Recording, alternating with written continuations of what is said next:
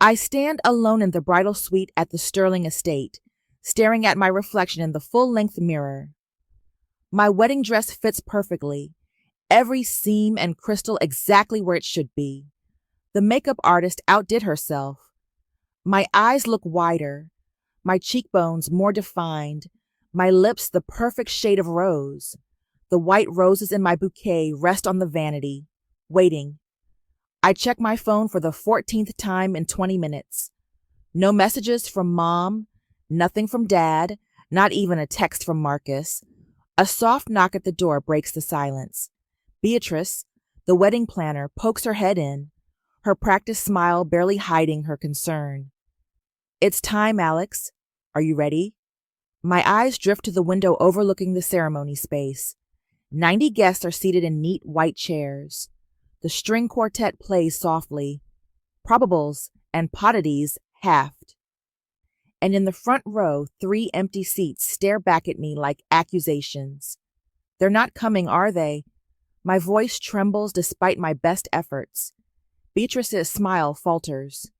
"There's still time," she says, but we both know it's a lie. I take a deep breath and smooth the silk of my gown. Let's go. The doors to the garden open, and 90 heads turn to watch me walk alone down the aisle. I feel their sympathetic gazes like physical touches, little pats of pity that make my skin crawl. Some whisper behind cupped hands. Others offer encouraging smiles that only make the hollow feeling in my chest expand. My focus narrows to James, waiting at the altar, his eyes steady on mine. The love radiating from him is almost enough to push away the memory of my mother's voice 3 days ago. "We'll try, sweetie. Marcus's firm has an event that weekend."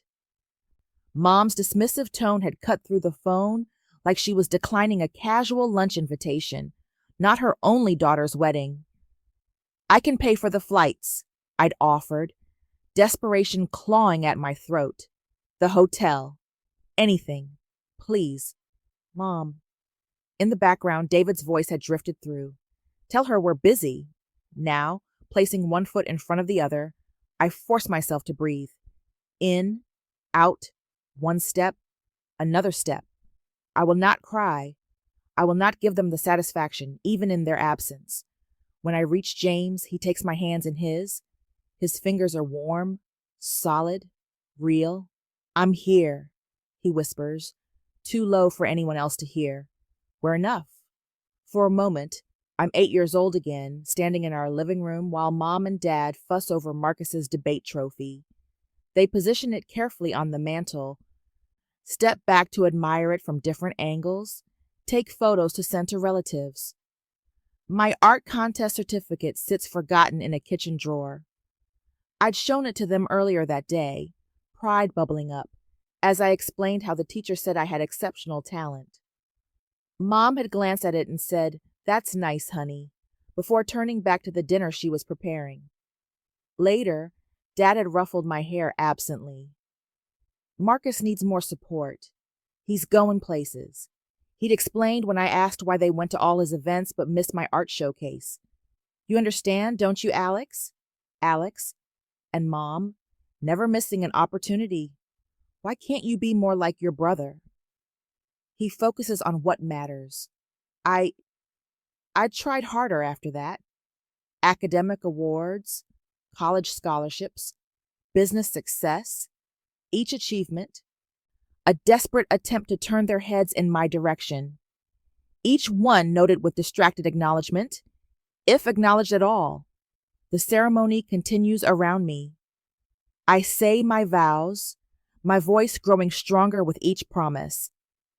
"I choose a future based on seeing each other clearly," I tell James, the words carrying more weight than anyone.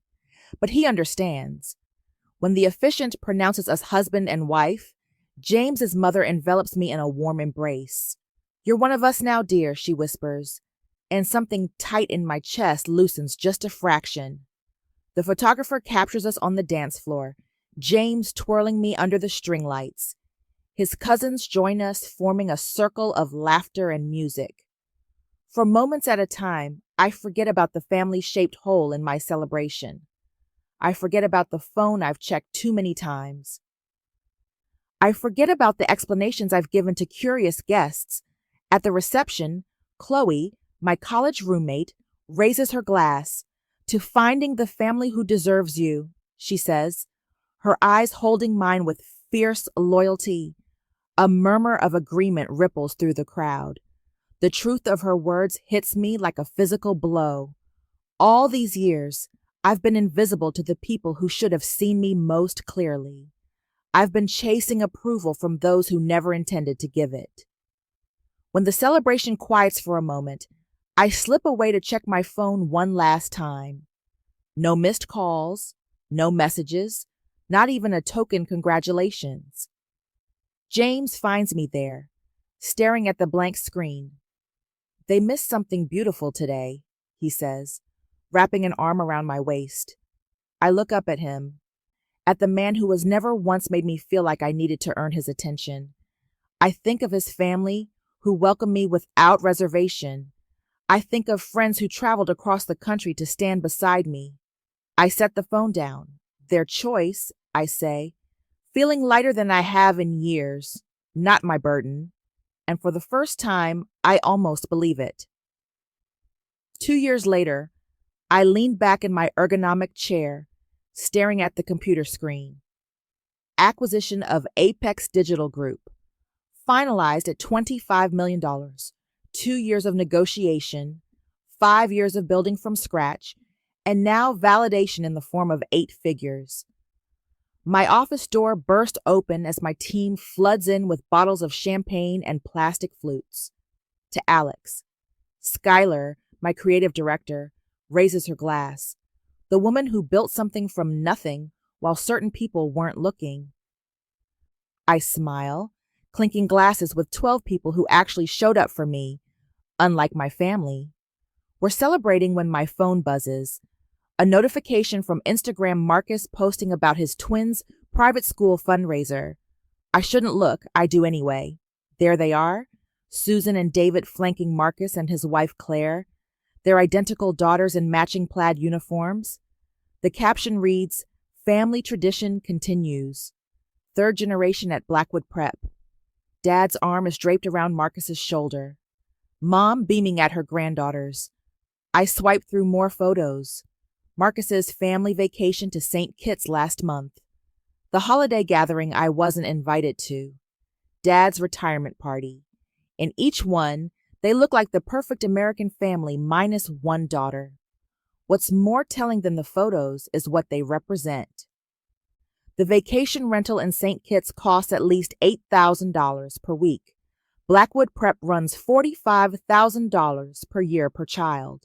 Marcus's house in the background of several shots sits in a neighborhood where nothing sells for under $3 million. All funded by my parents' retirement savings and family investments, according to the gossip from distant cousins who occasionally remember I exist. Alex? Skylar touches my arm. We lost you for a minute. I lock my phone screen. Just checking messages. Where were we? The celebration continues around me, but I'm mentally calculating. Marcus's law firm is moderately successful, but nowhere near the level that would support his lifestyle. My parents have been quietly propping him up for years, depleting their retirement to maintain his image.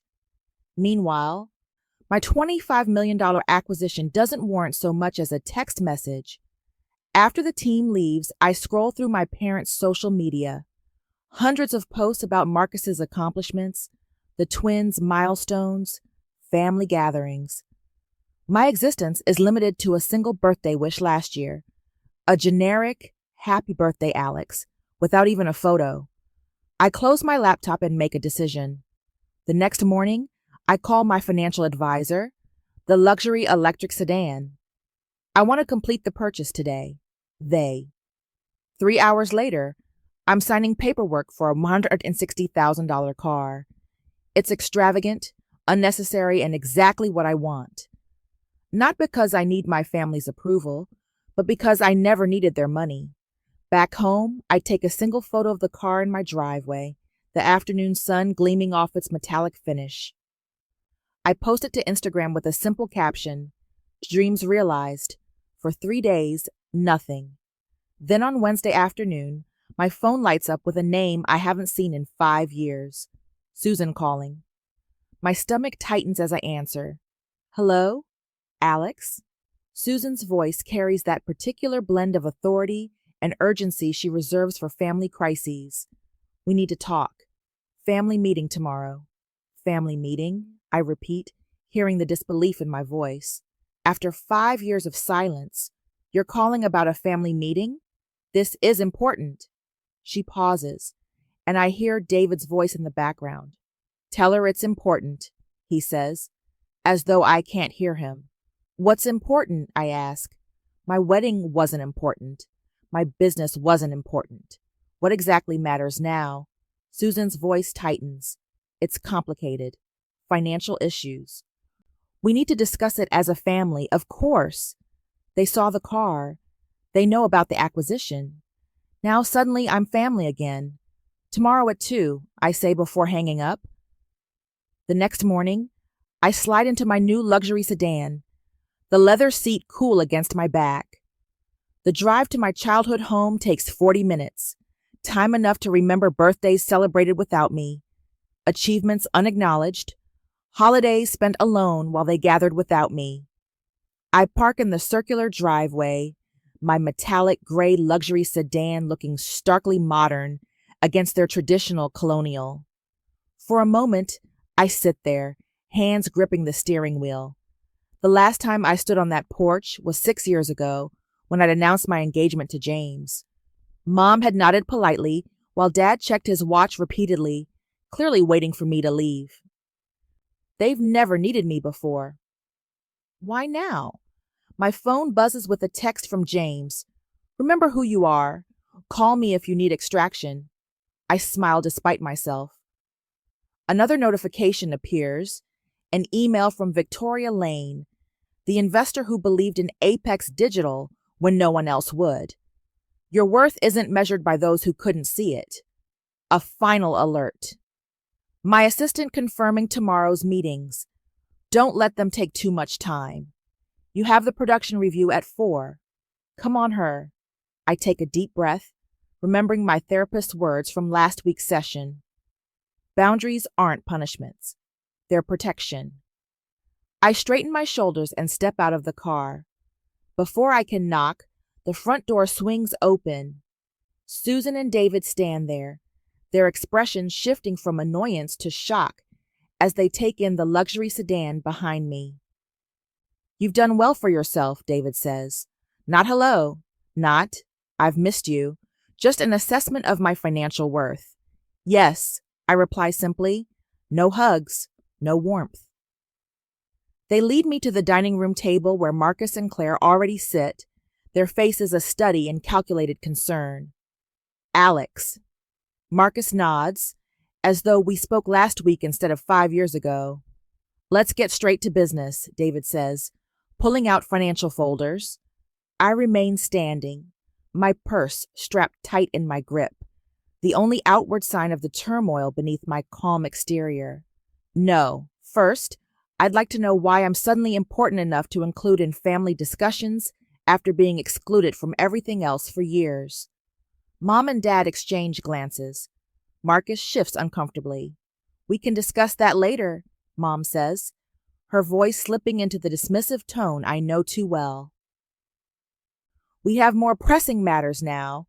"I'm not in a rush," I reply, still standing, "and I'm not interested in being convenient family only when you need something." For the first time in my adult life, I see uncertainty flicker across my father's face. In this moment, I understand they need me now. And for once, I have the power to decide what happens next. The dining room of my childhood home feels smaller than I remember. David sits at the head of the table, hands folded like he's presiding over a board meeting rather than a family crisis. Susan perches beside him, her posture perfect despite the worry lines creasing her forehead. Across from me, Marcus slumps in his chair, his designer shirt wrinkled at the cuffs. Claire sits beside him, a leather photo album open on her lap. It's foreclosure, Alex. David's voice is firm, but carries an unfamiliar tremor. Marcus's mortgage is 3 months behind. The twins' private school tuition is unpaid for this semester. I say nothing, letting the silence stretch. 2 years of no contact, and this is what brings us together. You need to help your brother. David slides a document across the polished oak table. Loan paperwork, already filled out. The presumption steals my breath. Think about your niece and nephew. Susan's voice catches, a practiced hitch that once would have sent me scrambling to please her. They're just children. They shouldn't suffer because of financial difficulties. Marcus leans forward, eyes narrowed. We're family. That's what family does. When one of us succeeds, we help the others. Claire flips the album open wider, pushing it toward me. They ask about Aunt Alex all the time. She points to photos of children I barely recognize, their faces shining at a birthday party I wasn't invited to attend. Mia wants to know why you never visit. David clears his throat. We've done everything we could. Our retirement fund is... He trails off, exchanging a look with Susan. We've been supporting them as best we can. The implication hangs in the air between us. My success means I owe them. My independence is selfish in the face of family need. I close the photo album and slide it back across the table. Where were you at my wedding? The question falls from my lips with surprising calm. Marcus blinks. What? My wedding. 2 years ago. Where were you? Susan's hand flutters to her throat. We were busy. Marcus had that event with his firm. It wasn't convenient, David adds, as if commenting on a missed dinner party. I nod slowly, feeling something crystallize inside me.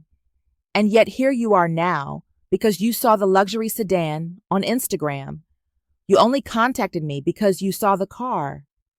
Marcus's face flushes. That's not fair, isn't it? I sit straighter, feeling the power of my financial independence in my spine. Where there once was anxious curve, there's steel. I built everything alone. Every scholarship, every client, every late night. Where were any of you? David's eyes narrow. What's that got to do with the current situation? Everything. I fold my hands on the table, mirroring his posture. I'm listening.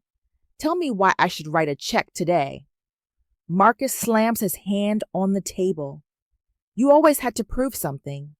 Always showing off how smart you were, how creative, how special. Some of us were just trying to live normal lives. David's hand settles on Marcus's shoulder. Your brother had more potential. We had to nurture that. You were always so independent. We're still your parents, Susan whispers, tears gathering in her eyes. Despite everything, you were parents in title only. My voice remains steady, surprising even myself. You missed my high school graduation. You missed my college scholarship ceremony. You missed the launch of my company. You missed my wedding. I tapped the table with each missed milestone. You missed my life, and now you want to share in what that life has built. Alex, David starts, you didn't build this success. I continue. You don't get to share it. My phone vibrates in my pocket. I glance down to see James's message. You okay? Meeting, running long, inner ASO. The sight of his name brings back Victoria Lane's words when she invested in my startup. You don't need approval from anyone who can't see your light. I think of my team at Apex Digital, their faces shining as we toasted the acquisition. People who chose to see me, to support me, to believe in what I could build. In my briefcase rests the contract for the foundation funding, signed by the board last Tuesday. People who trust me with purpose, not just money. David slides the loan paperwork closer to me. We're only asking for what's reasonable. Family helps family. The interest rate is quite fair, Susan adds. As if offering a favor, Marcus's smirk returns. Confident now. Blood is thicker than water, Lex. I stand slowly, deliberately. The motion draws their eyes, their bodies leaning forward expectantly. I reach for my briefcase and set it on the table with a soft thud. I've made a different decision, I say. Marcus's eyes fix on my hands as I unlatch the briefcase. David shifts forward in his chair. Susan's fingers twist the napkin in her lap. Instead of a checkbook, I withdraw a single document and place it on the table. This is the announcement for the Chen Media Scholarship Foundation. $20 million to create opportunities for young women in digital media arts. I smooth the paper with my fingertips. The press release goes out tomorrow morning. $20 million. Marcus chokes out the number, named after Ms. Chen, my high school media arts teacher, the woman who attended my gallery showings when my family was too busy. The money is legally protected in a foundation trust. The board approved the allocation last week. Silence falls like concrete across the table. I'm helping girls who never got the applause I didn't get, I say, gathering my belongings. That's what family means to me. Marcus's face contorts, veins standing out on his forehead. You're wasting it on strangers, on nobody girls who deserve better than what I got. I snap my briefcase closed. Girls who need someone to invest in them. My parents sit stunned, staring at the paper that represents millions they'll never touch. I pick up my phone, turning the screen toward them. A recording app displays an active timer, 36 to 14 and counting. I've also documented every manipulative message from today. I say quietly, every threat, every demand, every guilt trip, just in case anyone gets creative with legal claims against the foundation. I walk toward the door, my footsteps echoing in the silence. Behind me, I hear Marcus's chair scrape back violently. You can't just leave, his voice cracks. We need that money. I pause at the threshold, not turning back. No, Marcus. What you needed was to show up. At my graduation, at my company launch, at my wedding. I place my hand on the doorknob, but that opportunity has passed. The door closes behind me with a soft click that sounds like freedom. The luxury sedan purrs beneath me as I drive away from my childhood home. My knuckles no longer white on the steering wheel. The further I get, the steadier my hands become. I press the call button on my dashboard. It's done. I tell James when he answers. They showed exactly who they are. 3. How bad was it? His voice fills the car. Concern wrapped around each word. Exactly what we expected. I take a deep breath. Feeling lighter than I have in hours. Marcus lost his mind when I showed him the foundation paperwork. David tried to salvage the situation, but Mom just kept crying about family obligation. Are you okay? A fair question. I glance at myself in the rearview mirror, surprised to find no tears, no flush of embarrassment, only a clear-eyed woman looking back. I'm better than okay. For the first time, I saw them clearly, without hoping for something different. I'm proud of you, James says. Remember, Foundation board meeting at 9 tomorrow morning. Everything's ready for the press announcement. The timing had been deliberate. Establish the foundation legally, before any family confrontation. Schedule the announcement before they could regroup. No emotional pleas, just legal structures they couldn't penetrate. The Chen Media Scholarship would be my legacy, not a family drama. I'll be ready, I promise, before ending the call. The first message comes at 11:47 p.m. By midnight, my phone buzzes continuously with family emergency texts. I silence it and place it face down on my nightstand. The house is quiet, except for James's steady breathing beside me. I don't need to read their messages to know what they contain.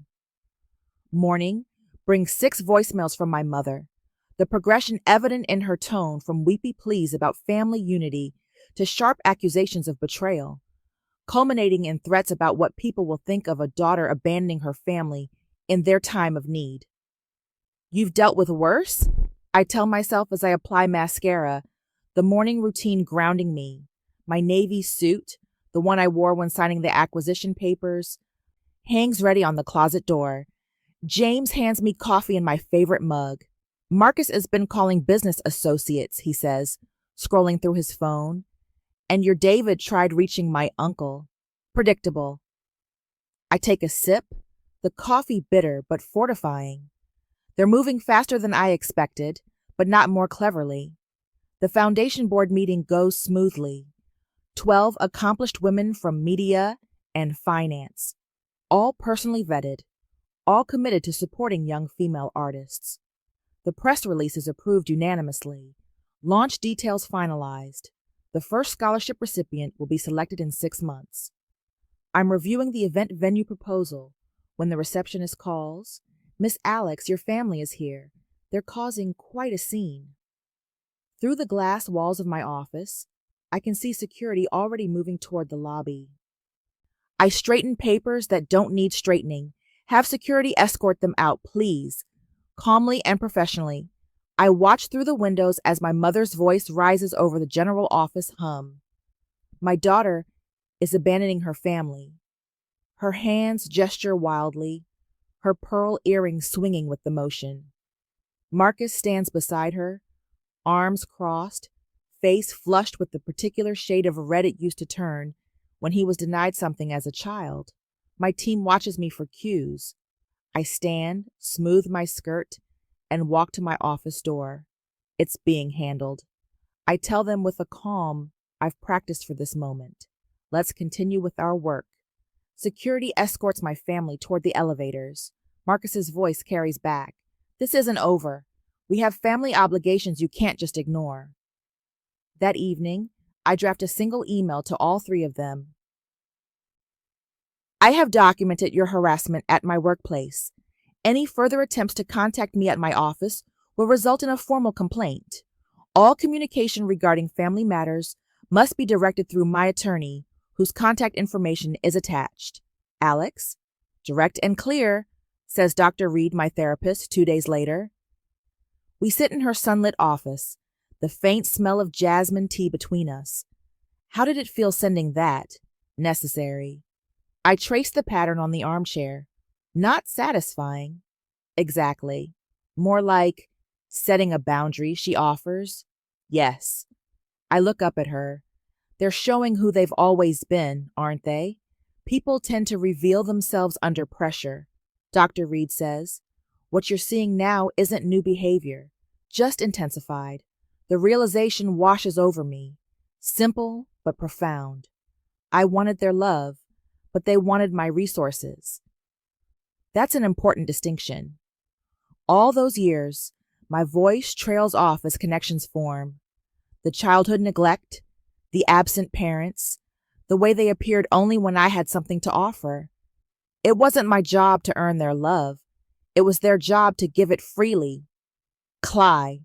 And now I know I'm not responsible for fixing them, I say, feeling the truth of it settle in my bones. There's freedom in that. The next morning brings news that Marcus has contacted the Metro Ledger about a family dispute.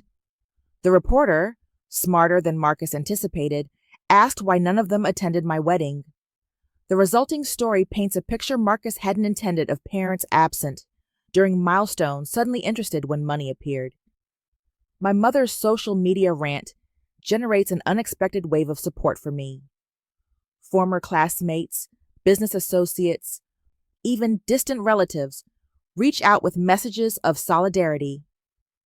We always wondered why they never talked about your success, writes a cousin I haven't seen in years. David's attempts to contact my investors fizzle when they refuse to discuss a personal matter.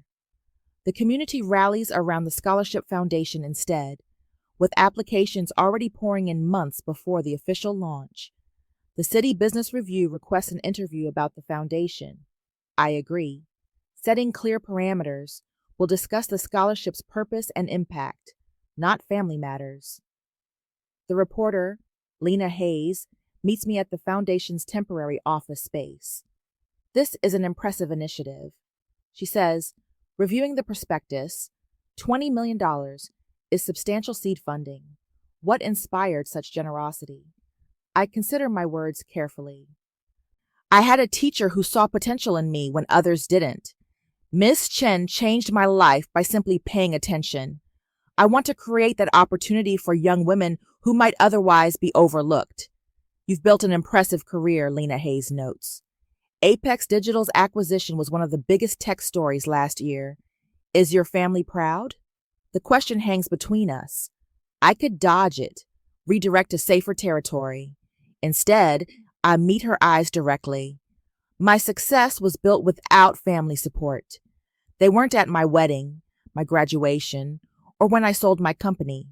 Lena Hayes' pen pauses. That provides interesting context for the Foundation's mission. Later that week, the article appears with the headline, Self-Made Success Creates Legacy of Support. The contrast between my generosity and my family's entitlement becomes public narrative. When news of Marcus's house foreclosure breaks days later, the community connects the dots without my saying a word. James handles increased security protocols at our home. My business team manages communication strategy, filtering messages, and prioritizing foundation work. Victoria Lane, my first investor and mentor, releases a statement supporting my commitment to lifting others rather than enabling dependency. My college friends form a protective circle, filling our calendar with dinners and events that leave no room for dwelling on family drama. Dr. Reed provides anchoring during weekly sessions. The United Front becomes its own kind of family, chosen, intentional, supportive. 2 weeks after the confrontation, I received the Business Leadership Award from the Female Founders Circle. Standing at the podium, looking out at faces that genuinely celebrate my success, I realize the tables have completely turned. My parents' retirement plans are now delayed indefinitely. Claire's social position in her precious country club circles has eroded with their financial collapse. Marcus's twins will transfer to public school next semester. Meanwhile, the foundation thrives, generating positive coverage that spreads beyond the city. The story resonates not because I sought revenge, but because I chose to transform pain into purpose. The scholarship committee has selected 3 finalists for the first award. The receptionist tells me, placing the portfolios on my desk, they'd like your input by Friday. I open the first file and begin reviewing the work of a young woman whose teacher noticed her talent when no one else did. The circle completes itself, healing through action rather than looking backward. Family defined by what it does, not what it claims to be. For the first time in my life, I feel truly seen. In weeks to follow, I deleted the 4th voicemail from Aunt Carol without listening past her plea of, "Everyone misses you, Alex." The Thanksgiving invitation sits in my email inbox. Its subject line, "Family needs to be together," a transparent attempt at manipulation. My phone chimes with a text from my cousin Ben. "I don't understand this rift between you and Uncle David. Can't you just talk to them?" Of course he doesn't understand. He wasn't at my empty wedding. He didn't witness 20 years of invisibility. A letter arrived yesterday from Susan, the elegant handwriting unmistakably hers. "We always believed in you," she wrote, as if rewriting our entire history. The envelope sits half-burned in my fireplace, its edges curled and blackened like the lies it contains. David called my office directly last week. "We need to clear the air," he said, his voice lacking any acknowledgement of what they'd done. My assistant, following strict instructions, told him I was unavailable permanently. The final straw comes when Marcus sends the twins to my office with handmade cards. "We miss Aunt Alex," written in childish handwriting I know isn't theirs. The manipulation is so transparent it makes my stomach turn. They're using every emotional lever they can find. James observes that evening, examining the cards on our kitchen counter. They're desperate.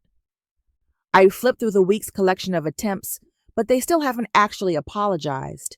The family attorney calls next, his voice professionally neutral. There are moral obligations to consider, Alex. Family ties carry certain responsibilities. The implication is clear.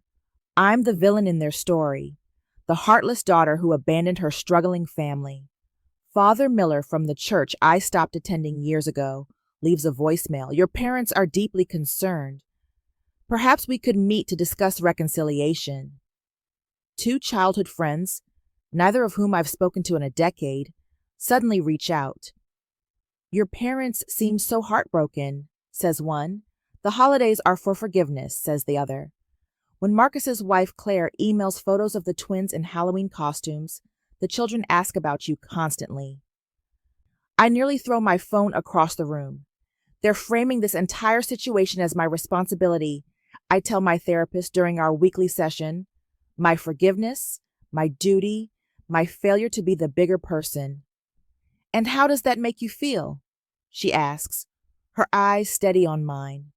Angry, I admit, but also validated. They wouldn't fight this hard if they weren't afraid of losing control. The foundation selection meeting provides an unexpected challenge. The committee recommends a scholarship for Maya Harrison, a 17-year-old filmmaker whose application video shows remarkable talent and painful familiarity. She reminds me of myself. I tell James that night, quiet, determined, overlooked. I watch her interview video again.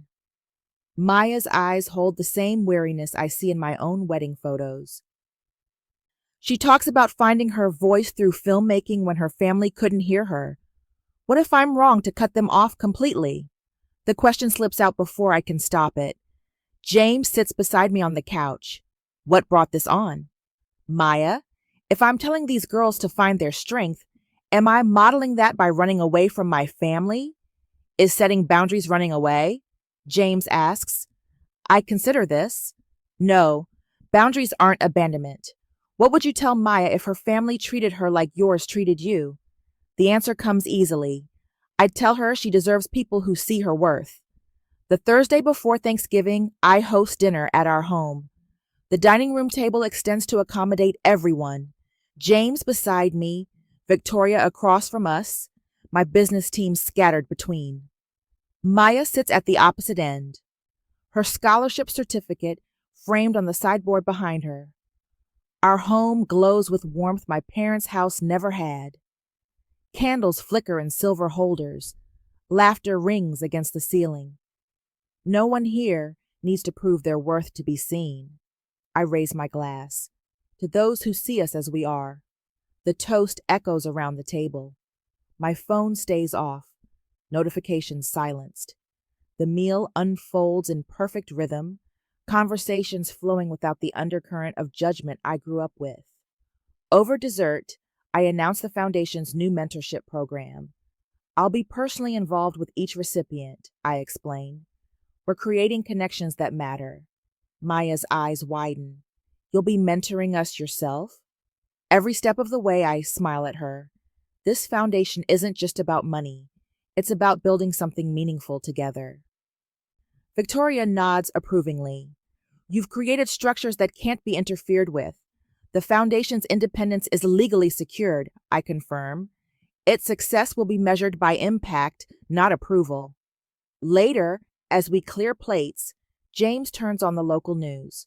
Right on schedule, the feature about the foundation airs strategically timed to coincide with my family's traditional dinner hour. On screen, I speak with confidence I've earned. We build family through action, not obligation. The report transitions to financial analysis, contrasting the foundation's transparent governance with examples of mismanagement, including a not-so-subtle reference to Marcus's business failures. Maya watches transfixed. They're actually comparing your brother's company to the foundation? Facts speak for themselves. I stack dessert plates with steady hands. The community has validated what my family refused to see. The following morning, My parents request a meeting at a coffee shop downtown. I arrive in the luxury sedan, the car that triggered their sudden interest after years of silence. David looks older than I remember, defeat etched into lines around his mouth. We should have been there, he admits, staring at his untouched coffee. At the wedding? I ask, though I know that's not all he means. Everywhere, his voice cracks. All those years. Susan's eyes shimmer with tears. How can we fix this? The question hangs between us. 3 months ago, I might have grabbed at this opening, desperate for any acknowledgement. Now I feel only calm clarity. Some things can't be fixed, I tell them, only accepted. Mom flinches. I'm not closing the door forever, I continue, but I need accountability, not convenience. I'll consider limited contact after you both start therapy. That's unnecessary, David begins, the old dismissiveness rising. It's non-negotiable. I sip my tea, the warmth spreading through my chest like certainty. They exchange glances, the silent communication of people who never expected consequences for their choices. Marcus's financial collapse has stripped away their illusions of his superiority. My success exists beyond their reach. The foundation thrives independent of their approval. When they leave, no agreements have been made, no concessions offered. I watch them walk to their car, a sensible sedan now, the luxury vehicles long gone. I drive away without looking back, freedom replacing obligation in every beat of my heart. The foundation awaits. Maya's project needs review. My chosen family expects me for dinner. For the first time, I'm moving towards something instead of away from someone, and that makes all the difference. I stand in the sunlit studio of the Apex Digital Foundation, watching Maya adjust her camera settings. The morning light filters through the tall windows, casting golden patterns across the polished hardwood floor. It's been a year since I faced my family for the last time. What do you think about this angle? Maya looks up, her eyes bright with the same creative fire Miss Chen once saw in mine. Try moving it slightly to the left. Catch how the light falls across the subject. My voice carries the confidence of a mentor now, not the desperate plea of a daughter seeking approval. On the wall behind Maya, photos document our scholarship recipients' projects, stories they never could have told without the foundation's support. Each frame represents a voice that might have been silenced, just as mine nearly was. My office here replaced the childhood bedroom where I once dreamed of being seen. Every element from the ergonomic chair to the awards displayed without apology on floating shelves, I chose deliberately. Nothing inherited, nothing tainted by obligation or guilt. I've finished the final cut of my documentary, Maya says, straightening up. Would you watch it with me? We move to the editing bay where her project plays on the high-definition monitor. The documentary follows 3 generations of women in a rural family, their struggles and resiliences beautifully captured through Maya's lens. Watching her work, I feel a swell of pride entirely different from anything I've known before. This isn't about me. It's about what she's created, what she'll continue to create. When the final credits roll, Maya turns to me, tears brightening her eyes. You're the reason I believe I can do this, she says, wrapping her arms around me in a spontaneous hug. I think of Ms. Chen, how she recognized something in me when my own parents couldn't be bothered, how her belief sustained me through years of family indifference. Now the cycle continues, not of neglect, but of genuine support. Later that week, I stand at the podium of the Metropolitan Auditorium, accepting a Community Leadership Award. The audience applauds. A sea of faces turn toward me with appreciation, not pity. James sits in the front row, beaming with unrestrained pride. There are no empty seats causing me pain tonight. No phantom family members I wish were here. Every person in this room sees me, truly sees me for who I am. Thank you, I begin, my voice steady. This journey began in invisibility and has led to impact. For years, I measured my worth by the approval I couldn't earn from people who refused to give it. I pause, let my gaze sweep across the room. Now I measure it by what we build together. The standing ovation washes over me like a cleansing wave. My therapist calls it post-traumatic growth, this strange peace I found after accepting that some wounds never fully heal. I maintain careful boundaries with extended family. Holiday gatherings now center around chosen family, celebrations filled with genuine joy rather than dread. James and I have established our own traditions. Victoria's retirement party at the foundation last month brought together the circles of support that lifted me when blood ties failed. The emergency fund for students facing financial hardship, my latest project, ensures that talent isn't crushed by circumstance. I understand now what these young women need because I lived without it. Unconditional belief in their potential. Driving home through the city in my luxury sedan, I passed the coffee shop where I once edited videos on a borrowed laptop. Through the window, I catch a glimpse of my parents walking on the sidewalk. Our eyes meet briefly. I don't stop.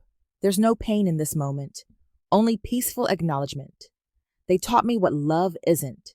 James and my work taught me what it is. Tomorrow, Maya sets up for her next project. I'll be there, camera in hand, showing her techniques I've mastered over years of making myself visible. Family isn't who raises you, it's who lifts you.